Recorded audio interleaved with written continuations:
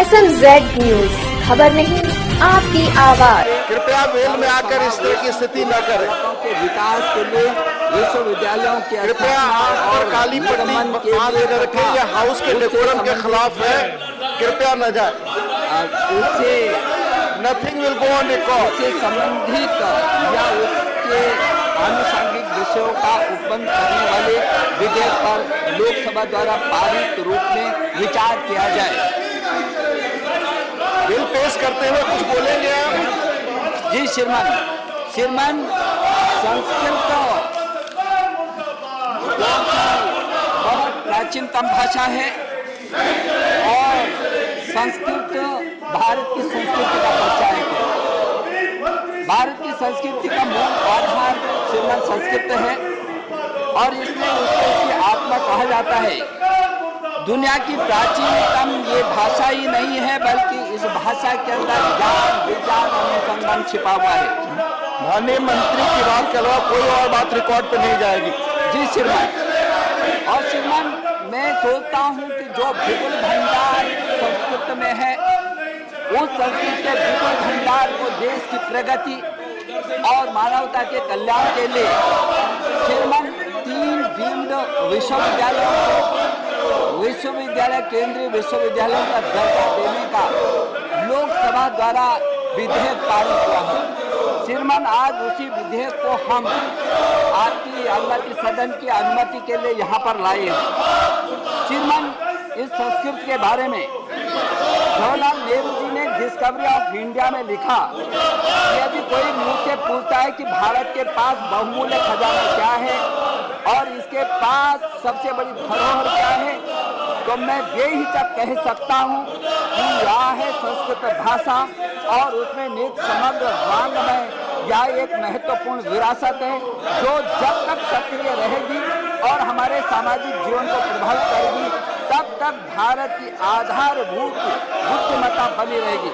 श्रीमान इस संस्कृति के बारे में जिस तरीके से नेहरू जी ने अपनी डिस्कवरी में बोला और इंग्लैंड के विलियम जोन्स ने 1786 में कहा कि संस्कृत भाषा, इसकी प्राचीनता जो भी हो, यह एक अद्भुत संरचना है, ग्रीक से अधिक परिपूर्ण और लैटिन से अधिक प्रचुर और इन दोनों की अपेक्षा अधिक मनोहारी और शुद्धता से परिपूर्ण है। श्रीमान मैं ये समझता हूँ कि संस्कृत भाषा के बारे में देश, ज्ञान और विज्ञान के क्षेत्र में पूरी दुनिया में ये इसका लोहा दुनिया ने बांधा है श्रीमान। और ये जो 3 विश्वविद्यालय हैं, यदि इस भारत की विश्व में परंपरा को देखा जाए श्रीमान, तो इसी संस्कृत के अंदर श्रीमान इसके चरक ऋषि जो भारत का प्रख्यात वैज्ञानिक में है, प्राचीन भारत के, उन्होंने चरक ने रक्त प्रवाह के संबंध में 300 वर्ष पूर्व ईसा के 5 गद्यांशों में इसकी व्याख्या की है, जबकि विलियम हार्वे में इसका प्रथम बाद में आया। इसका मतलब 300, 400, 500 वर्ष पहले ये जो विज्ञान था, ये ज्ञान था, वो हमारी धरती पर था। श्रीमान बोधायन ने 400 वर्ष पहले जो प्रमेय की व्याख्या की है श्रीमान, उसको सारी दुनिया स्वीकार करती है। श्रीमान आप जैसे जानते हैं कि आर्यभट्ट भी इस धरती पर पैदा हुए, जो आर्यभट्ट ने शून्य को पूरी दुनिया को दिया, दशमलव को दिया श्रीमान। आर्यभट्ट गणितज्ञ हुए हैं श्रीमान, महर्षि भारद्वाज वैदिक ऋषि, जिन्होंने सर्वप्रथम विमान विद्या का ग्रंथ निकाला श्रीमान। वो ग्रंथ आज भी है श्रीमान और उस पर आधारित बहुत सारे अनुसंधान और शोध हो सकते हैं श्रीमान। इसी संस्कृत भाषा के अंदर कपिल मुनि ने सांख्य दर्शन को दिखाया, जो चेतन पुरुष और 3 गुणों से युक्त प्रकृति ही समष्टि का मूल है, ये उन्होंने हमको बताया श्रीमान। यही नहीं तो ऋषि कणाद ने जो वैश्विक भौतिक विज्ञान पर और जिस तरीके से उनका परमाणु आविष्कार प्रसिद्ध हुआ दुनिया में श्रीमान, ये भी मैं ये समझता हूँ कि ये जो भारतीय वैज्ञानिक है, सुश्रुत श्रीमान शल्य चिकित्सा का जनक माना जाता है पूरी दुनिया में, और इसलिए ये भी प्लास्टिक सर्जरी का जन्म होने वाले पूरी दुनिया दुनिया में हिंदुस्तान का ही श्रीमान हिंदुस्तान का ही ये वैज्ञानिक हैं। प्राचीन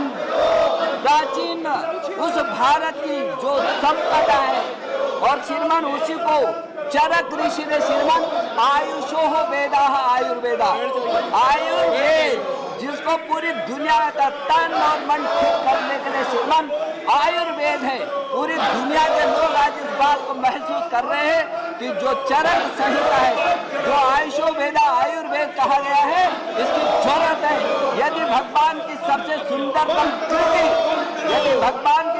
सुंदरतम कृति मनुष्य को सुरक्षित रखना है, उसको स्वस्थ रखना है, तो उसके लिए बहुत जरूरी है कि आयुर्वेद को आगे करें।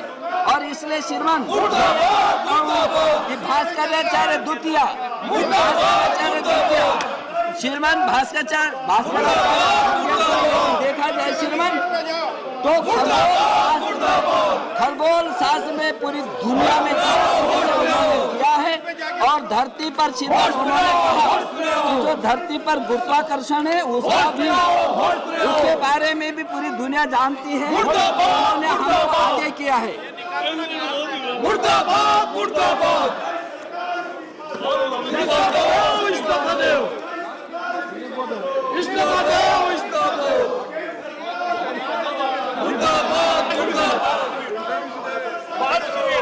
और इसलिए श्रीमान मैं ये कहना चाहता हूँ कि संस्कृत ज्ञान और विज्ञान और अनुसंधान की भाषा है।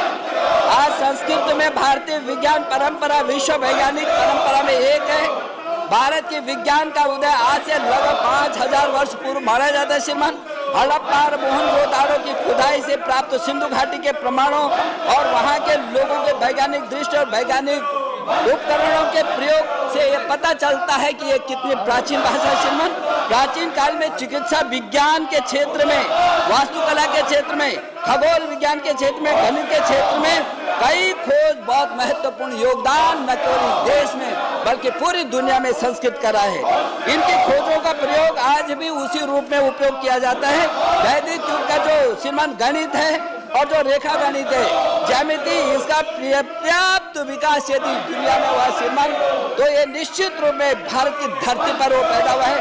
वैदिक काल के लोग खगोल विज्ञान में अच्छा खासा ज्ञान रखते थे और ये संस्कृत भाषा का ही प्रभुत्व रहा है।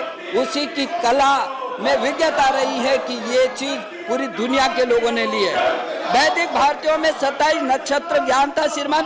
ये वर्ष, महीने, दिन के रूप में समय का विभाजन करने की पूरी ताकत और क्षमता थी।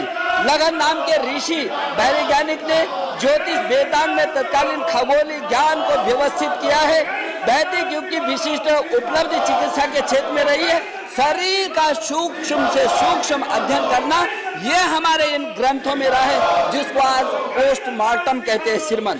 और इसलिए मैं समझता हूँ चाहे प्रकृति के रूप में हो, प्रकृति को बचाना, प्रकृति के साथ समन्वय करना, ये भी हमारे उन ग्रंथों में है।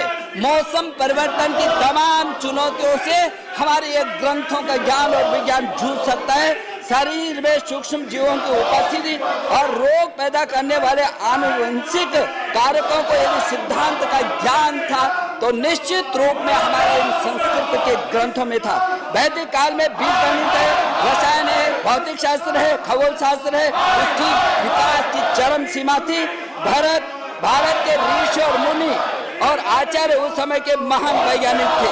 और इसीलिए श्रीमान आज जिस काम की आवश्यकता है श्रीमान, आज मोदी सरकार उस ज्ञान और विज्ञान को देश के उन्नति और दुनिया के मार्गदर्शन के लिए लाना चाहती है।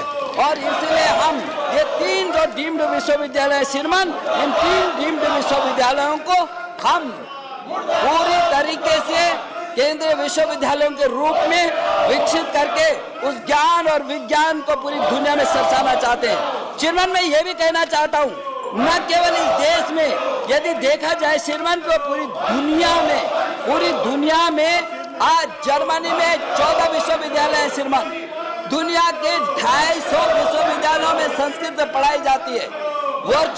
सैकड़ों वर्षों से पढ़ाई जा रही है श्रीमान, क्योंकि वो लोग अच्छे से जानते हैं इस बात को कि संस्कृत ग्रंथों में वो वेद है, पुराण है, उपनिषद है, चरक संहिता सहित हजारों वो ग्रंथ हैं जिसमें पूरी दुनिया का ज्ञान और विज्ञान समाया है।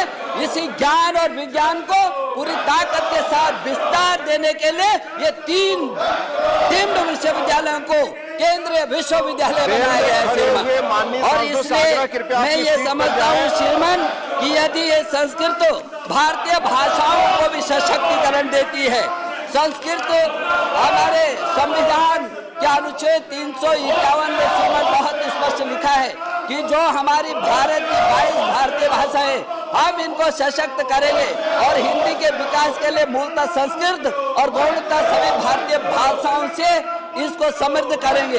श्रीमान मैं समझता हूँ ये संस्कृत की खूबसूरती है कि यदि संस्कृत में आकाशः बोलते हैं तो हिंदी में आकाश बोलते हैं, तेलुगु में आकाशुम बोलते हैं और कन्नड़ में आकाशन बोलते हैं। श्रीमान भूमि ही संस्कृत में यदि भूमि बोलेंगे तो हिंदी में भूमि बोलते हैं, तेलुगु में भूमि बोलते हैं और कन्नड़ में भी भूमि बोलते हैं। नमस्कारः नमस्कार हिंदी में नमस्कार, तेलुगु में नमस्कारम और कन्नड़ में भी नमस्कार होता है और उड़िया में भी नमस्कार होता है। प्रसादः प्रसाद हिंदी में बोलते हैं, प्रसादम तेलुगु में बोलते हैं श्रीमान और प्रसाद ये कन्नड़ में बोलते हैं और प्रसादी उड़िया में बोलते हैं। सभी भारतीय भाषाएं उसमें 60 से लेकर 70% तक प्रत्यक्ष और अप्रत्यक्ष रूप में यह संस्कृत समाई हुई है।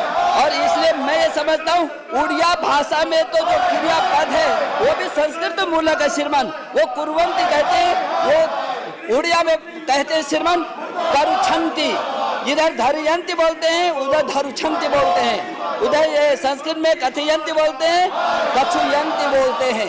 तो यदि देखा जाए श्रीमान तो इतना ही नहीं, देश की जो भाषाएं वो तो है ही श्रीमान।